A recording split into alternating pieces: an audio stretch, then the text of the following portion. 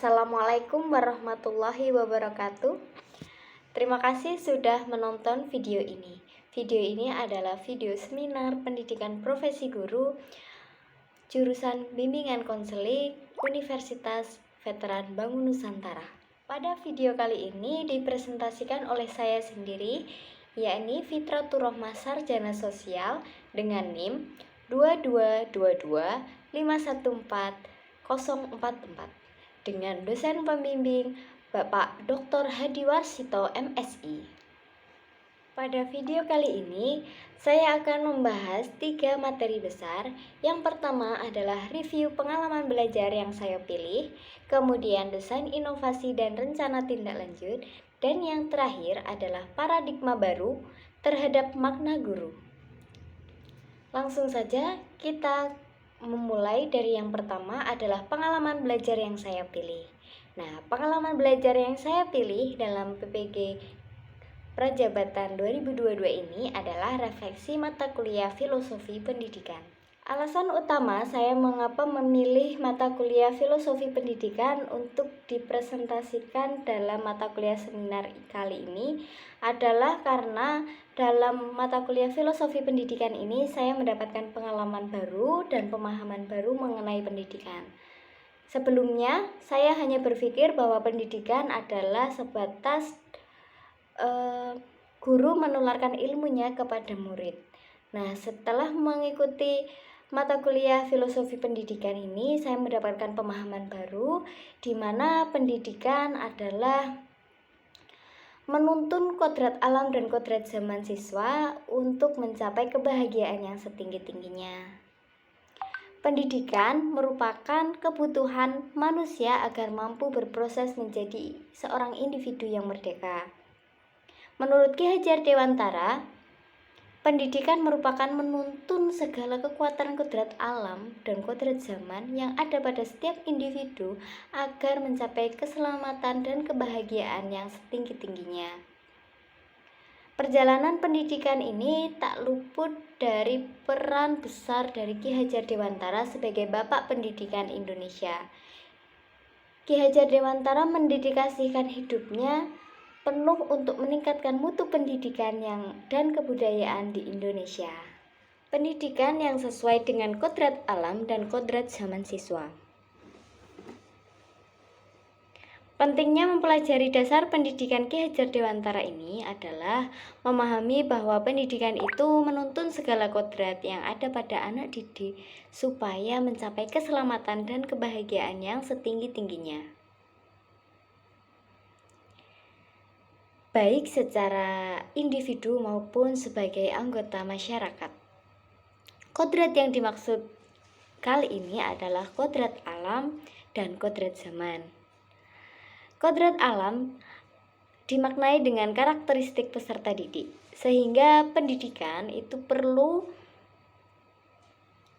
memahami kondisi, karakteristik, dan aspek sosial budaya pada peserta didik. Sedangkan pada kodrat zaman adalah pendidikan itu harus menyesuaikan zaman dari peserta didik. Zaman pendidikan zaman abad 21 ini adalah merupakan zaman digitalisasi di mana teknologi sudah merambah dan sudah maju secara pesat dalam kehidupan manusia, sehingga tidak dapat kita pungkiri bahwa proses pembelajaran juga haruslah update sesuai zamannya. Nah, seperti pada gambar pada slide kali ini, saya menampilkan proses pembelajaran menggunakan platform Quizizz sebagai salah satu upaya pembelajaran berbasis teknologi yang sesuai dengan kodrat zaman yang telah saya laksanakan di PPL 2 di SMPN 1 Jaten. Nah, slide selanjutnya adalah telaah praktik baik pendidikan yang sesuai dengan kodrat alam dan kodrat zaman peserta didik. Nah, pada gambar di slide ini adalah salah satu gambar proses bimbingan klasikal yang saya laksanakan dalam PPL 2 di SMPN 1 Jaten, di mana bimbingan klasikal kali ini menggunakan media platform kuisis sebagai media pembelajaran. Dan ini menjadi salah satu artefak telaah praktik pendidikan yang sesuai dengan kodrat zaman dan kodrat alam. Berikut adalah artefak filosofi pendidikan yang telah saya rancang. Yang pertama adalah strategi mewujudkan pemikiran Ki Hajar Dewantara, yang di mana pendidikan itu berpihak pada peserta didik atau student centered. Nah, pada artefak yang pertama ini, pemikiran KHD ini, pendidikan bertujuan untuk menuntun segala kodrat yang ada pada anak-anak agar mereka mencapai keselamatan dan kebahagiaan yang setinggi-tingginya. Oleh karena itu, guru harus berpihak kepada murid agar dapat menuntun murid sesuai dengan kodratnya. Kemudian strategi pendidikan yang saya tulis untuk menerapkan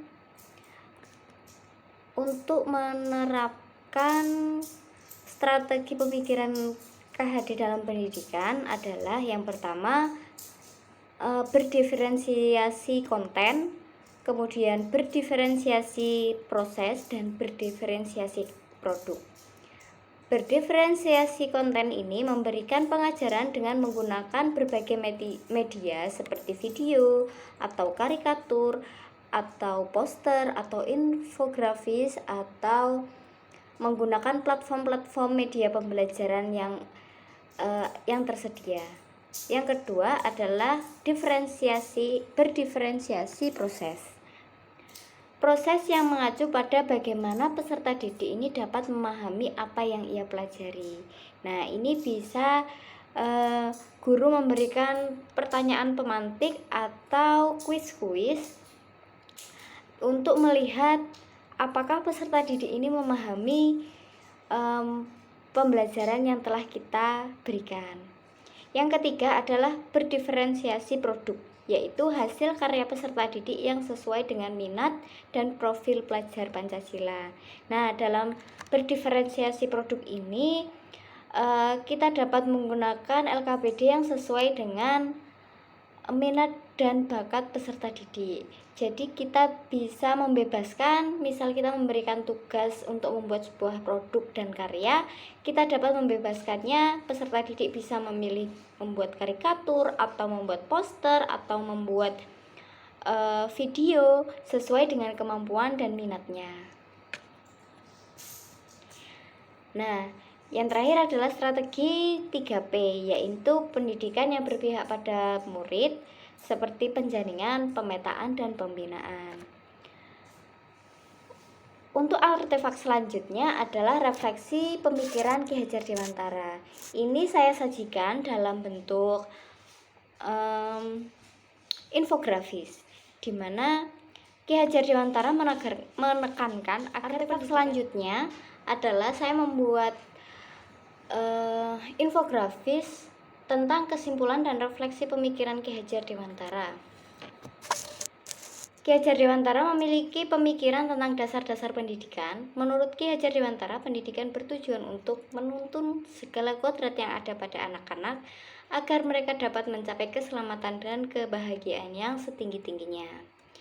Nah, refleksi dan pemahaman baru. Sebelum mempelajari pemikiran Ki Hajar Dewantara, saya percaya bahwa pemberian punishment maka akan membuat perubahan pada diri siswa. Tapi ternyata hal itu hanya bersifat sementara karena rasa takut dan bukan karena kesadaran dirinya. Saya belum menyadari bahwa adanya kodrat alam dapat membuat siswa memiliki kemampuan yang berbeda-beda sehingga sering memberikan materi dan cara mengajar yang sama kepada setiap siswa. Setelah saya mempelajari pemikiran Ki Hajar Dewantara dalam filosofi pendidikan ini, ada beberapa banyak yang mengubah pemikiran dan perilaku saya. Di antaranya dalam pembelajaran, saya akan menyesuaikan sesuai kebutuhan, minat, bakat, dan gaya belajar siswa. Kemudian pembelajaran saya akan berpusat pada siswa, yaitu student centered. kemudian memberikan kemerdekaan belajar bagi siswa dan menuntun supaya tetap sesuai dengan kodratnya. Saya akan menggunakan berbagai metode, model, alat peraga, dan beragam sumber yang bisa diakses oleh siswa yang mudah sesuai zamannya. Nah, sebagai seorang guru, saya juga harus menjadikan contoh teladan yang mampu menyemangati dan mendorong agar mereka dapat menjadi mahasiswa yang bahagia. Pembelajaran yang akan saya terapkan dengan mencerminkan pemikiran Ki Hajar Dewantara dalam filosofi pendidikan, yaitu yang pertama melakukan asesmen diagnosis awal, kemudian merancang pembelajaran yang sesuai dengan hasil asesmen diagnosis awal, kemudian membuat kesepakatan belajar di kelas, memperlakukan pembelajaran yang berdiferensiasi, menggunakan media pembelajaran yang menarik sesuai dengan kodrat zaman, kemudian membebaskan peserta didik untuk mengutarakan ide dan pendapatnya dan membebaskan untuk mencari referensi lain dalam pembelajaran, serta membebaskan bentuk-bentuk karya yang akan mereka tampilkan. Selanjutnya adalah best practice yang akan saya lakukan dalam waktu terdekat. Yang pertama adalah saya akan melaksanakan ketika memberikan layanan bimbingan konseling di sekolah, saya akan memulai dengan mengidentifikasi kodrat alam dan kodrat zaman sesuai dengan asesmen diagnostik awal pada tahun ajaran baru.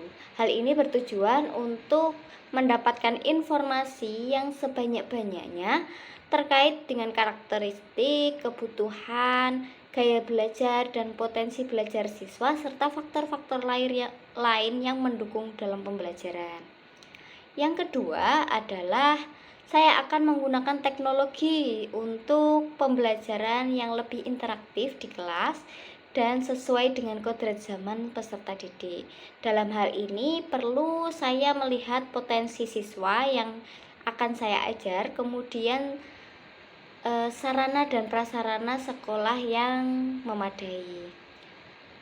Ketiga adalah setelah saya mengidentifikasi kodrat alam dan kodrat zaman siswa, langkah selanjutnya adalah saya akan memperlakukan pembelajaran berbasis diferensiasi, di mana menyesuaikan dengan gaya belajar siswa, dan saya akan menerapkan pembelajaran yang menyenangkan sehingga siswa dapat dengan bahagia menerima manfaat dari layanan yang telah saya berikan. Selanjutnya adalah desain inovasi. Dari best practice yang telah saya susun di slide sebelumnya, kemudian pengalaman refleksi mata kuliah filosofi pendidikan, dan berdasarkan artefak-artefak yang telah saya susun sebelumnya, saya menyusun sebuah desain inovasi yang akan saya kembangkan untuk ikut berkontribusi dalam memajukan pendidikan di Indonesia. Desain yang saya ambil adalah guru BK dapat menerapkan layanan bimbingan klasikal sesuai dengan media pembelajaran menggunakan platform Quizzes agar sesuai dengan kodrat zaman siswa. Desain inovasi ini telah saya terapkan dalam praktik pengalaman lapangan 2 atau PPL 2 di SMPN 1 Jaten pada layanan bimbingan klasikal kelas 9C untuk memberikan pemahaman tentang karir dan studi lanjut. Nah, apa itu platform Quizzes? Platform Quizzes adalah suatu platform yang menyediakan berbagai macam fitur untuk pembelajaran secara online, dan platform ini dapat dipakai untuk guru dalam kegiatan belajar seperti mengadakan pretest, penguatan materi, latihan soal, post-test, remedial, dan lain sebagainya. Sebagai media pembelajaran, platform Quizzes ini juga memiliki sifat fleksibel selain sebagai sarana untuk menyampaikan materi yang dapat digunakan sebagai alat untuk evaluasi pembelajaran yang menarik. Hal ini Ditunjukkan dengan adanya fitur-fitur yang dapat digunakan oleh guru untuk membuat kuis interaktif atau game atau pertanyaan-pertanyaan interaktif. Kuisis sebagai media pembelajaran interaktif di era digital merupakan hal yang penting untuk guru ketahui. Hal ini mengapa? Karena untuk mewujudkan merdeka belajar dalam konsep pembelajaran berdiferensiasi tentunya membutuhkan media penunjang. Nah, salah satu elemen media penunjang dan elemen dimensi profil pelajar Pancasila yaitu kolaborasi, di mana guru dapat berkolaborasi secara interaktif dengan siswa dalam proses belajar mengajar. Hal ini sejalan dengan konteks pendidikan yang disampaikan oleh Bapak Ki Hajar Dewantara, yakni proses pembelajaran dalam penerapan materi harus fleksibel dan sesuai kebutuhan.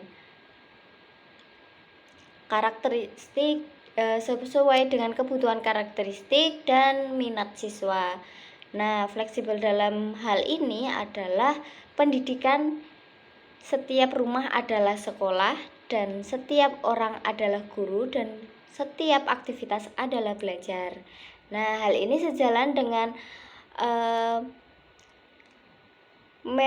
penggunaan media pembelajaran platform Kuisis, yakni sesuai dengan kodrat zaman siswa. Selanjutnya adalah manfaat penggunaan platform Kuisis sebagai media pembelajaran. Yang pertama adalah dapat digunakan sebagai media pembelajaran yang baik, bisa digunakan secara luring maupun daring. Kemudian berisi tentang banyak sekali contoh kuis atau banyak sekali contoh-contoh soal yang dapat membantu guru dalam menyusun soal ataupun menyusun penilaian. Selanjutnya, platform Kuisis ini merupakan salah satu media pembelajaran yang interaktif, sehingga dapat menumbuhkan dinamika di kelas. Selanjutnya adalah terdapat pilihan menggunakan gadget atau paper mode. Nah, saya kemarin melakukan bimbingan klasikal di SMPN 1 Jaten, itu menggunakan mode paper mode dikarenakan sekolah SMPN 1 Jaten tidak memperbolehkan peserta didiknya untuk membawa gadget, sehingga kita perlu menggunakan media yang tanpa menggunakan gadget siswa.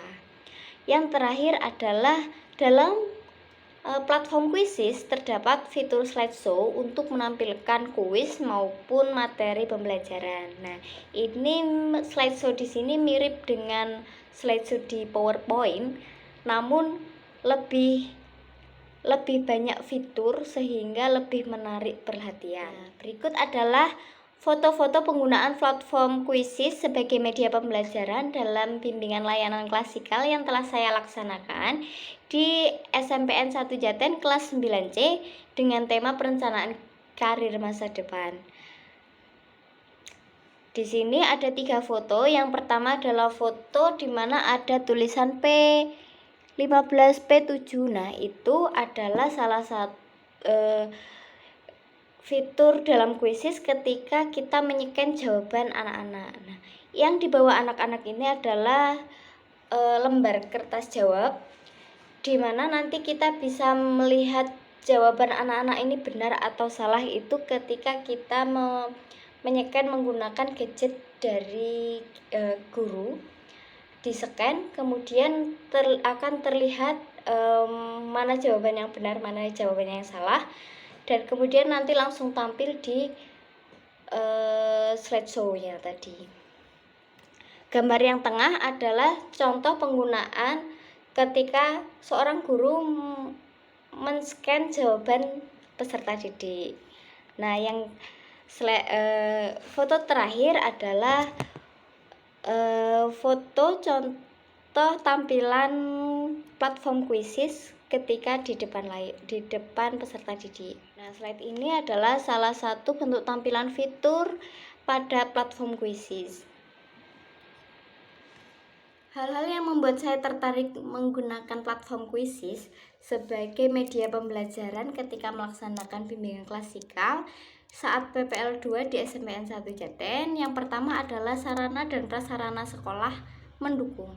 Di SMPN 1 Jaten merupakan sekolah yang terletak di Kabupaten Karanganyar yang letaknya itu paling dekat dengan kota Solo, sehingga bisa dikatakan sekolah ini cukup maju untuk bidang teknologi dan informasinya, sehingga sarana dan prasarananya cukup mendukung.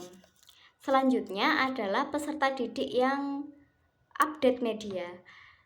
Tidak dapat dipungkiri bahwa teknologi di perkotaan itu lebih pesat dibanding pedesaan ataupun pelosok.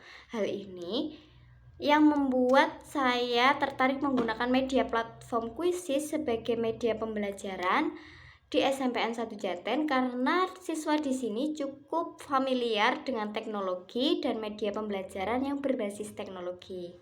Dan yang terakhir adalah karena dengan saya menggunakan platform Quizizz ini, secara tidak langsung saya menerapkan pembelajaran yang sesuai dengan kodrat zaman siswa.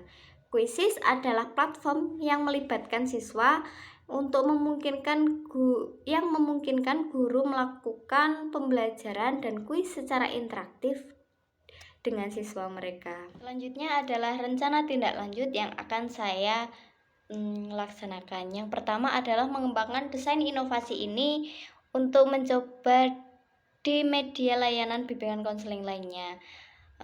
Bisa untuk konseling kelompok, konseling individu maupun bimbingan kelompok. Selanjutnya yaitu menyusun modul ajar dalam layanan bimbingan klasikal yang menggunakan media pembelajaran platform Quizizz. Kemudian menerapkan pembelajaran yang berdiferensiasi dengan melihat kodrat alam dan kodrat zaman siswa, serta memperhatikan sarana dan prasarana yang ada di sekolah. Yang terakhir adalah paradigma mahasiswa terhadap makna guru. Paradigma lama yang saya pahami sebelum mengikuti PPG Prajabatan Gelombang 2 tahun 2022 ini adalah dalam pembelajaran di kelas. Menurut saya pusat pembelajaran ada pada guru dan turun-temurun dari dulu hingga sekarang. Namun setelah saya mengikuti perkuliahan PPG Prajabatan, saya menyadari bahwa paradigma lama saya ini adalah sebuah kesalahan. Saya menyadari bahwa pendidikan itu menuntun segala kodrat yang ada pada peserta didik supaya mencapai keselamatan dan kebahagiaan yang setinggi-tingginya, baik sebagai individu maupun sebagai anggota masyarakat. Kodrat yang dimaksud di sini adalah kodrat alam dan kodrat zaman. Kodrat alam di sini dimaknai sebagai karakteristik lingkungan peserta didik, sehingga pendidikan sangat perlu untuk memahami kondisi, karakteristik, aspek sosial budaya, dan lingkungan dari peserta didik. Selanjutnya, kodrat zaman itu adalah pendidikan yang menyesuaikan zaman. Nah, pada era saat ini adalah era pendidikan abad 21, di mana zaman kali ini adalah zaman digitalisasi, yang mana teknologi ini sudah sangat maju secara pesat di dalam kehidupan manusia, sehingga tidak dapat kita pungkiri bahwa proses pembelajaran kita di sekolah juga haruslah sesuai dengan kodrat zamannya. Terima kasih, sekian presentasi yang dapat saya sampaikan. Jika ada salah dan kurang mohon dimaafkan. Jika ada saran, kritik, dan pertanyaan dapat diutarakan di sesi berikutnya. Saya akhiri, wassalamualaikum warahmatullahi wabarakatuh.